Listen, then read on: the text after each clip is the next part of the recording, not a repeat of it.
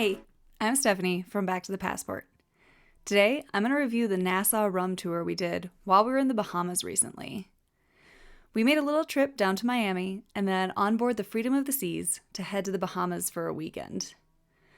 Rick and I have been to the Bahamas a few times together and debated whether or not we'd even get off the ship when docked in Nassau. So I started looking at things to do there and came across a Nassau rum tasting tour with island routes that sounded like a lot of fun. I personally enjoy rum, especially from Jamaica, and figured this would be a neat way to see more of Nassau and learn about its culture, especially its drinking culture. So this tour with island routes is about 3 hours, and it is billed as a walking tour. But the walking is pretty minimal in my opinion. The tour starts at John Watling's distillery, and then we had a stop at Grey Cliff, a speakeasy, and then the Pirate Republic Brewing Company. So our version of the tour included transfers from the cruise ship pier, but honestly, they weren't needed. It was actually a bit confusing on the day of our tour as it simply said, pick up at the cruise ship pier. The pier is huge. It took a few phone calls and a game of phone tag to figure out where to go and meet our bus driver. We did get it sorted, but then when we were dropped off, we both said we probably could have just walked to the distillery on our own as it's pretty close to where our cruise was docked. Another couple said that they had booked through Viator and that the transfer was not included. I'd maybe recommend checking that route out, especially if you have service or GPS enabled while you're in the Bahamas. At the end of the day, it was fine and it all worked out. But then we were also supposed to get a ride back to the cruise ship pier, but we were about a block away. I think we could walk it. Some of the highlights of our Nassau rum tour included learning about the pirate history and the Bahamas' history of piracy, and even stopped at a pirate-themed brewery. Had we not had so many rum drinks, we would have stayed to sample some of their brews. We also learned about the history of rum in the Caribbean and on the islands, how it's made, the different types of rum, ones for mixing and ones for sipping, and how it was transported. Obviously, the highlight of our tour was all the rum we got to drink. Paging Captain Jack Sparrow.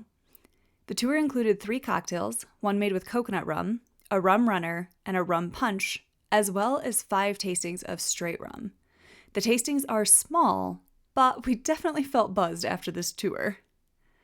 Lastly, the tour also includes a few food tastings. We had wings with our coconut drink, we sampled some chocolates, rum cake, and conch fritters.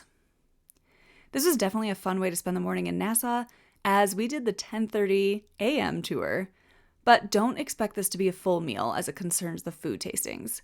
These are very light bites as the focus is on the rum tasting portion. Our main tour guide was a woman named Net, and she had a new employee, Jason, shadowing her on her tour. Our guides were friendly, fun, and engaging. We were able to get to know them and ask questions, and they made sure to keep our group safe and together as we walked to each stop. Because the Bahamas isn't known for having the best sidewalks, so sometimes you are walking out in the street, so just take it easy. This was a small group tour, and we had about 10 people on our excursion. We always had enough room to spread out without it becoming hard to hear our guides. I will say the pace was pretty slow for this tour. We started at John Watling's distillery and spent maybe up to an hour there before walking a few blocks to the chocolate factory at Grey Cliff. We spent the least amount of time there and then moved on to the speakeasy for our actual tasting and mixology session, where we made our own rum-based cocktail. This was another spot that we'd spent, I'd say, probably 30 or 45 minutes at before our last stop, which was also only a few blocks away. So here's a rundown of what you need to know on how to book this rum tour. The duration is a 3-hour tour, and I'd estimate that we spent about 30 minutes to an hour at each stop. The distance covered, less than a mile, but it is billed as a walking tour. Days offered, according to the Island Routes website, it is offered daily at either 10:30 a.m. or 1:30 p.m., but this information may be seasonally based. The price, what we paid with the transportation option, was $109 per adult. And the meeting point varies based on the transportation option, but the tour does start at John Watling's distillery. Some quick tips for the Nassau rum and food tour. Wear comfortable shoes. You will be walking on this tour, and like I said, Nassau doesn't exactly have amazing sidewalks. Bring water. You want to stay hydrated. You'll be in the tropics and drinking quite a bit of rum. Be sure to balance that out with some water. Bring an umbrella or jacket. We almost got rained on during our tour, so prepare for the tropical weather that can change on a dime. And lastly, like we always say with our reviews, if you enjoyed your tour, be sure to show your appreciation to the guide. So tell us, do you enjoy food and drink tours when you travel? Tell us what you think or where your favorite food tour has been by leaving a comment below. Otherwise, feel free to check out our blog at backtothepassport.com for more travel content.